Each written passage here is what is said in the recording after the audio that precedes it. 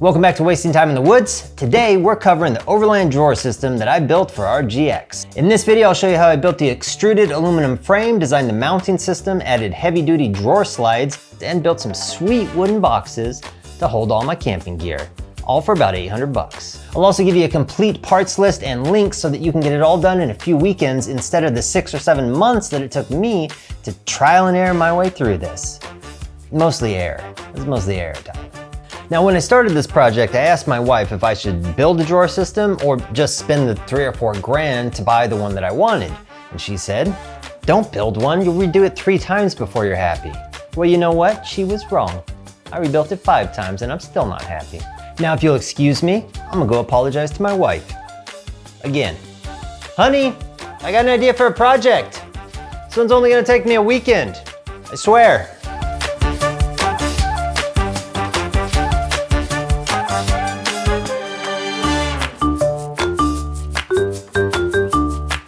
So why a drawer system? Well, we've been using the box system and our roof rack for the last several years, but I've gotten sick of throwing the boxes up on the roof. The wind drag also makes the GX's already atrocious gas mileage even worse, and it's just not convenient to get anything out short of stopping to set up a full camp. A drawer system allows you to have a ton of extra storage in your cargo area that can be accessed at any time. It also allows you to keep the truck loaded up for the trail instead of having to wait until the morning to pull the truck out of the garage and load up the roof. So why build one? Well, because the one that I wanted cost nearly 4 grand delivered, and I am the cheapest bastard since they invented cheap bastardry. A drawer system adds a good deal of extra weight though, so you're gonna need a good foundation. A while back, I did a 3rd row seat to lead on the GX, and I built a platform out of Baltic birch. If you haven't seen my video on that, check it out in the link up here or here. I don't know, I left it around here somewhere. All right, so the first thing you're gonna need for this sort of system is a frame. I use 10 series 80-20 style aluminum extrusions. 10 series is 1 inch by 1 inch square. I got my parts from a place called T-Nuts, but if you're uncomfortable with their name, there's a handful of other outfits that will sell you the extrusions and cut them to size for you. Extruded aluminum is like a big boy erector set that you can build almost anything out of.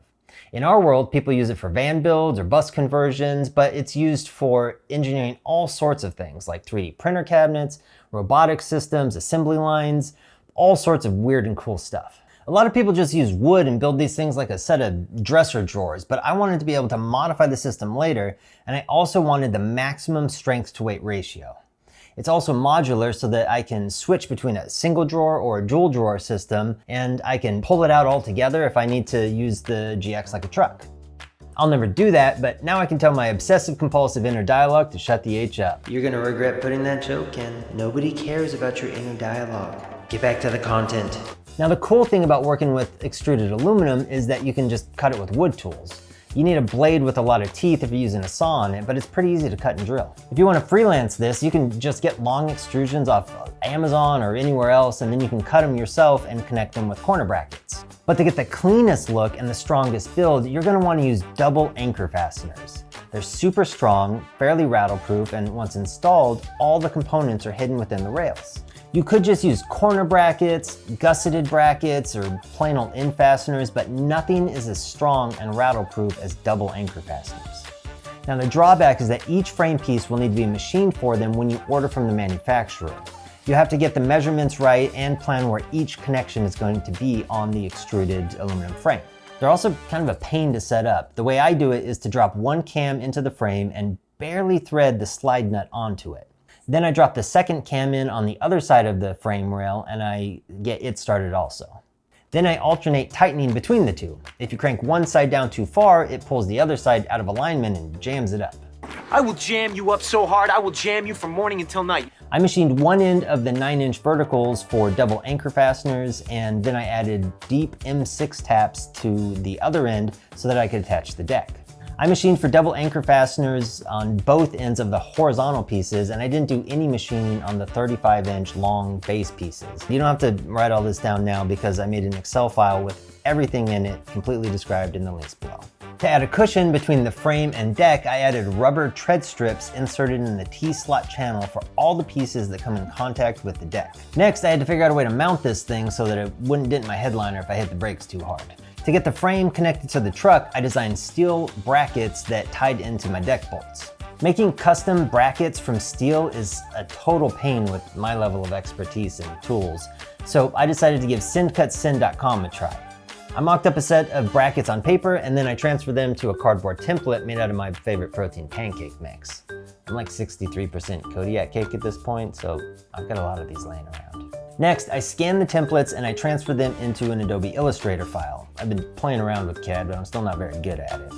I added slotted holes for the M10 bolts on the floor and M6 holes for the frame. Then I added a bin line. I made brackets to tie into all the deck mounting bolts, but it's actually only 3 designs because the center ones are all aligned, so they're all the same, and the outside ones are just mirrored. It was actually pretty easy to make the files and upload them. It cost $60 for all 8 brackets, including powder coating, and they showed up at my house 10 days later. I replaced the old platform bolts with 15mm longer ones since these brackets would sit above the platform instead of being recessed into it. Then I attached the frame to the truck using 10mm M6 bolts and Rollin T-nuts. All right, progress! Chronologically, we're like 3 or 4 months into this project and just past the point where I curl up in a fetal position and wish I hadn't started any of this. To make the drawers mobile, I used 34-inch heavy-duty locking drawer slides. Now, some systems use non-locking slides and rely on a locking handle on the drawer face, but that only locks them in the closed position. Locking slides lock in and out so that you can keep the drawers open if you're parked on an incline. There's quite a few locking slides on the market, everything from your $75 Amazon specials to the ridiculously expensive AccuRide slides that are like $600 a set. I figured the worst thing that I would want is to have the locks break on me on the trail, especially if they locked in the closed position, making it like impossible to get all my gear out. I did a ton of research and settled on Full Terror 5400L slides. They're about $150 a set. They're rated at 500 pounds and have a lifetime warranty, and most importantly, they have red latches, which makes them chromatically engaging. Next, I needed some boxes to put stuff in, like camping stuff, and gold bars to buy more camping stuff. To get the box width correct, I had to mount the slides in the frame. At this point, I used L brackets, but I replaced those with T-nuts later, which I'll cover a little bit later in the video and explain why. Now, my dad's a really good carpenter, so I asked him to help me build the drawers. He came out for Thanksgiving and he brought me his old router table so that we could build some super strong lap joint boxes out of wood. The boxes worked out to be 17 7/8 wide by 35.5 inches deep by 8 inches tall, which I worked out based on the frame dimensions. I was surprised at how much work it took to build nice boxes. Of course, I'm often surprised by my lack of understanding and skills. Now, if you don't have a carpenter father willing to teach you how to tell your rasp from a hole driller and all, you can always just screw some plywood together or get a cabinet maker to build the boxes for you. Cabinetparts.com will make these boxes out of hardwood for like $140 each. That's a pretty good deal considering it took me like a whole weekend to make one. To mount the drawers to the boxes, I use sex bolts. Now, if you're not comfortable with that name, they're also called female nuts. No, wait, that's not better. Let's go with binding bolts. They got a lot of names.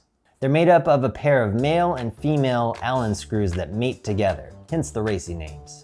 They have really low profile heads, which is perfect since the bolts need to hide under the 1/4 inch clearance between the slide sections. I pushed the female side through the slide so that they would both ride on the outside of the female tube. Now that should eliminate any possibility of play or rattles. Holy crap, this video is long. Still wondering why they charge 3 or 4 grand for a nice set of these? The bolts fit perfectly through a 5/8 inch hole, but the slides have holes that are just slightly smaller than that, so I had to drill them out.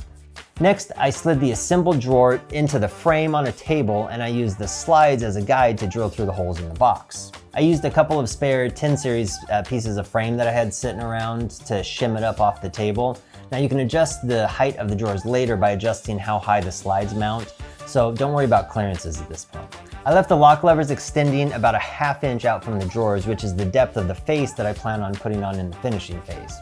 I also used washers to shim the drawers between the slide and the box for a perfect fit. With the first drawer assembled, I placed it into the truck and I slid the drawer forward just enough to bolt it into the rear brackets for testing. Next, I cut a top for the single drawer setup. My single drawer deck was 22¼ by 36, which was just enough to cover the drawer and to create a deck from my bison gear table to just shy of the rear seats. Sometimes I wish I was just shy. Then I wouldn't have to make these stupid videos, and I get my project done 3 times faster. No, you wouldn't.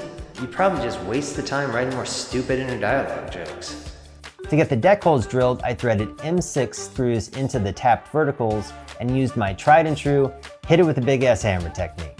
That transferred the bolt head positions into the wood so that I could center punch those and drill the holes. I used giant fender washers for strength. I even heated and bent the side ones for a nice clean look, which was a total waste of time because I ran a single drawer system for about 2 weeks. Success! A working drawer system! And a lot of time burned. But as always, my suffering translates into your efficiency. Now the beauty of an extruded build is the modularity. Now I can have 1 drawer or 2. It gives me the flexibility that I just wouldn't get with an all wood build. Using extruded aluminum lets you change your mind, like I did, 6 times. One thing I realized after getting it mounted was that the front left bracket had a lot of flex with the drawer fully extended. The position of the bolt was just far enough away from the frame that it allowed the bracket to deflect. To solve that, I used a horizontal extrusion in the back of the frame and I drilled through it and the platform. Then I used T-nuts pushed up from the bottom of the platform to tie it all together and lock the frame down. If you notice that I had horizontal supports at various places throughout the footage, it's because I used those to keep the frame stable when I prototyped it. I think that you should probably get a couple extra, but I only ended up using 1 horizontal support in the back. All of the wood and the brackets did the rest of the stabilization. For the first drawer, I used L brackets to attach the slides, but when I went to add the second drawer, I realized that that doesn't allow for the center slides to share a single vertical support. Then I found these roll-in T-nuts with Allen key set screws. That allows me to mount the slide to the frame on opposing sides of the same vertical. I wanted to have all metric M6 hardware, but I could only find these in quarter 20. Now you can also use these in the frame mounts, and if you get the extrusions tapped for quarter 20 instead of M6, you'll end up with all quarter 20 instead of a mix between the two like my current setup. My suffering, your efficiency. To place the T-nuts, I used a digital depth gauge and placed them at 80 millimeters down from the top of the vertical extrusions. I locked them in with Allen key set screws using the quarter 20 bolts to help keep them square. Now the big boys use 3D printed jigs in their kits, but a $10 digital caliper works just fine. To add the second drawer, I pulled it all out and I removed the drawer and the slide out of the frame. Then I added another 35-inch floor rail, 3 more 9-inch verticals, and I connected that to the other side of the frame using a second 19 3/8 horizontal support on the floor. Then I built and assembled a second drawer, and I used the first drawer as a jig to drill the mounting holes so that they matched. I just took the slides off, put them together, clamped them, and screwed through them so that the holes would be in the exact same positions. Next, I drilled them out for the binding bolts and mounted the second set of slides and put the whole thing together. Holy crap, this is like page 8 on this script. This may be the longest video and project of my life. To get it all into the truck, I unbolted the slides from the frame and pulled the drawers out. I bolted it into the floor brackets and then remounted the drawers and slides by extending the slide out and pulling the drawer forward a bit. First, I mounted the rear, then I pulled the drawers forward enough to expose the middle, mounting position, etc., etc. One thing I didn't film very well was how I adjusted the positions of the verticals and their relations to each other. Since the slides have a slotted rear mounting hole, you can adjust where they mate to the frame a bit. I ended up with a space of 14 between the front and middle support and 15 1/4 between the middle and the back support. You need to get that exactly where you want it now because that will determine the screw holes for the deck lid. For the 2-drawer system deck, I made my lid 43 inches by 36 inches. That left about a 1/16 of an inch of clearance between the wheel wells and the platform, and it nearly touched the rear seat and cleared the bison gear table by about 1/4 inch. Then I sanded the edges, threaded the bolts in, dropped the deck in place, and hit it with a big ass hammer.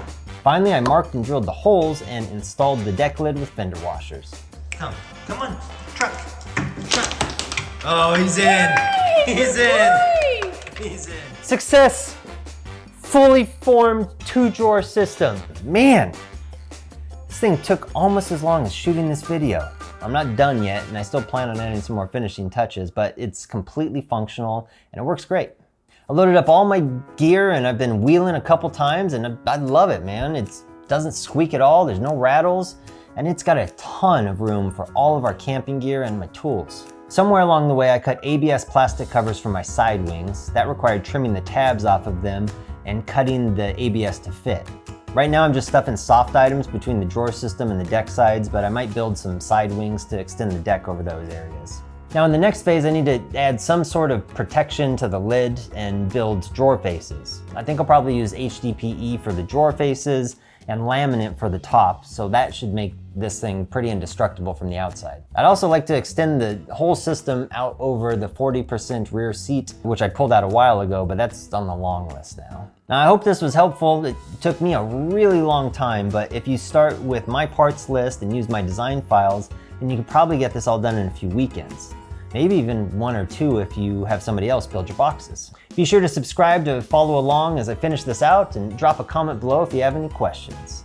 As always, thanks for watching. We'll see you out there.